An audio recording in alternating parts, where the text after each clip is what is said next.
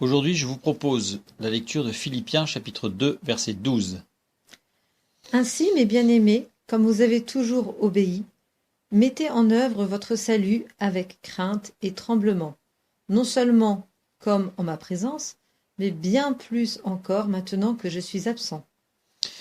Mettez en œuvre, d'autres traductions ont travaillé, et la traduction d'un verbe grec katergozomai, qui veut dire atteindre un objectif par le travail, mettre en culture pour une récolte future, travailler comme on mastique la nourriture pour la digestion, donc c'est quelque chose qui est de long terme, profondeur, transformer un lingot en pièce de monnaie, travailler de façon pratique et concrète. Et ce qui est intéressant, et on le verra à la fin, il est conjugué à la voix moyenne ou passive déponente. Bref. Nous avons accepté le salut offert par Dieu au travers de l'œuvre de Jésus-Christ sur la croix. Notre volonté s'accorde avec celle de Dieu. Mais dans notre organisme, il y a une tendance profonde qui nous rend impuissants à faire notre devoir, c'est-à-dire à agir selon le plan de Dieu. À partir du moment où nous avons accepté l'œuvre de Christ en nous, et que donc notre volonté s'accorde avec celle de Dieu, le Saint-Esprit est entré dans notre pensée. Notre pensée doit être nourrie, jour après jour, par la lecture et la méditation de la parole de Dieu, comme il est écrit dans 2 Timothée chapitre 3 verset 16. Toute écriture est inspirée de Dieu. Ce qui revient à cette parole de l'apôtre Pierre dans 2 Pierre 1, 21. C'est poussé par le Saint-Esprit que des hommes ont parlé de la part de Dieu. Cette parole de Dieu dont nous devons nous nourrir jour après jour et qui va nous permettre de voir ou d'entendre la pensée de l'Esprit en nous de plus en plus claire, cette parole de Dieu est agissante. Nous lisons dans 1 Pierre chapitre 1 verset 23. Puisque vous avez été régénérés, non par une semence corruptible, mais par une semence incorruptible, par la parole vivante et permanente de Dieu. La parole de Dieu nous régénère. Si nous lisons dans 1 Pierre chapitre 2 verset 2, Désirez, comme des enfants nouveau-nés, le lait spirituel et pur, afin que par lui vous croissiez pour le salut. la parole de Dieu nous nourrit jour après jour. Psaume 119 verset 105. Ta parole est une lampe à mes pieds et une lumière sur mon sentier. Nous pouvons lire aussi le psaume 119 verset 130. La révélation de tes paroles est claire, elle donne de l'intelligence aux simples. La parole de Dieu nous éclaire jour après jour. Nous pouvons lire dans Jean chapitre 5 verset 39. Vous sondez les Écritures parce que vous pensez avoir en elles la vie éternelle. Ce sont elles qui rendent témoignage de moi. Nous pouvons aussi lire dans Luc chapitre 24 verset 27. Et commençant par Moïse et par tous les prophètes, il leur expliqua dans toutes les Écritures ce qui le concernait. La parole de Dieu nous dévoile la personne de Christ. Vous savez, chaque livre de la parole de Dieu nous dévoile des attributs ou un aspect, une représentation, une action du Christ. Lisons dans Hébreux chapitre 4 verset 12.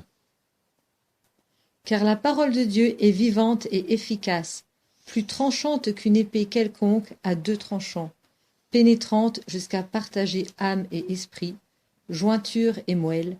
Elle juge les sentiments et les pensées du cœur. Nous lisons aussi dans Éphésiens chapitre 5 verset 26. Afin de la sanctifier par la parole, après l'avoir purifiée par le baptême d'eau. La parole de Dieu nous sanctifie. Donc nous avons vu, très très rapidement bien sûr, mais que cette parole de Dieu dont nous devons nous nourrir jour après jour, eh bien elle nous régénère, elle nous nourrit, donc elle nous fortifie, elle nous éclaire, elle nous dévoile la personne de Christ, elle nous sanctifie. Nous avons donc vu que à la conversion, nous acceptons l'œuvre de la croix dans notre vie, l'œuvre du salut offert. Et le Saint-Esprit entre dans notre pensée, donc à ce moment-là. Il grandit en nous au fur et à mesure de la lecture de sa parole, de la méditation de sa parole. Et le Saint-Esprit en nous, dans notre pensée, éveille en nous la volonté du bien, de ce qui est bien, bon, agréable et parfait. Et cette volonté du bien est évidemment toujours en accord avec Dieu. Mais il y a quelque chose qui nous fait dire, parfois, souvent, régulièrement, non, je ne veux pas. Et ce n'est pas notre volonté qui dit non, je ne veux pas. C'est notre perversité ou bien notre obstination. Parce que notre perversité et notre obstination luttent toujours contre Dieu. La volonté dans l'homme va plus profond que le péché. La volonté, c'est le caractère essentiel que Dieu a mis dans l'homme, sa créature. Tandis que le péché, lui, est une perversion qui s'est introduite après coup dans la nature humaine. Et c'est cela qui lutte toujours contre Dieu.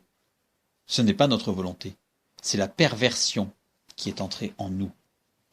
La volonté, chez un homme ou une femme régénérée, la volonté est une énergie qui provient directement du Tout-Puissant. Nous lisons dans Philippiens chapitre 2, verset 13. C'est le verset juste qui suit notre lecture initiale, où il nous est dit de travailler à notre salut. Car c'est Dieu qui produit en vous le vouloir et le faire, selon son bon plaisir. Une autre traduction donnerait ceci, car c'est Dieu qui fournit l'énergie en vous du vouloir et du faire, selon son dessein bienveillant et parfait. J'avoue, je préfère cette traduction. Nous ne sommes pas l'auteur de notre salut. Il nous est offert par une pure grâce et il est efficient dès que nous l'acceptons. Et nous devons ensuite, une fois que nous avons accepté le salut, nous devons ensuite élaborer, avec l'aide de Dieu, ce que Dieu met en nous. Et c'est là qu'intervient cette traduction particulière, cette conjugaison particulière du verbe katergazomai, qui est traduit par travailler à votre salut, puisqu'il est conjugué à la voix moyenne ou passive déponente. C'est une conjugaison qui insiste toujours sur l'action de l'esprit, qui nous rend actifs parce que lui-même est actif en nous. Car c'est Dieu qui produit en vous le vouloir et le faire, selon son dessein bienveillant et parfait. Et donc avec l'aide de Dieu, eh bien nous travaillons. Et la volonté de travailler de façon pratique et concrète au salut reçu de Dieu nous vient de l'Esprit de Dieu. Ainsi, quand nous avons accepté le salut, l'œuvre de la croix, pour nous, quand nous acceptons, quand nous laissons le Saint-Esprit agir en nous, eh bien notre volonté s'unit à celle de Dieu. Parce qu'en fait, nous ne laissons pas la perversité prendre la main, je dirais, mais nous laissons le Saint-Esprit prendre la main. Ainsi, nous agissons en tout selon le dessein de Dieu, après avoir accepté son salut et l'action de l'Esprit en nous. Notre âme respire librement, Dieu étant la source de notre volonté. Et notre volonté n'est pas polluée par la perversité du péché. Nous pouvons aisément nous ajuster à ce qu'il veut de nous. Ça devient presque réflexe, entre guillemets, je dirais naturel. Contrebalancer l'action du péché et de la perversité en nous. Notre obstination est comme un paquet de préjugés qui refusent d'être éclairés par l'Esprit de Dieu. Il n'y a qu'une chose à faire, la laisser sous l'autorité de la croix. Laisser cette obstination, cette perversité sous l'autorité de la croix. L'œuvre de la croix, c'est le salut offert, et l'œuvre de la croix, c'est l'action de l'Esprit qui, au fur et à mesure que nous nous nourrissons de la parole de Dieu, qui viendra rendre effectif la seigneurie de notre Sauveur dans nos vies. Dans le Nouveau Testament, l'association de Jésus Sauveur intervient 24 fois. Dans le Nouveau Testament, l'association de Jésus Seigneur intervient 433 fois. Nous voyons là le point de départ de la marche avec Dieu, l'œuvre de la croix, c'est le salut que nous acceptons, qui est gracieux. Et l'œuvre de la croix, c'est la marche nourrie que nous sommes par la parole de Dieu pour que Jésus prenne toute la place en nous.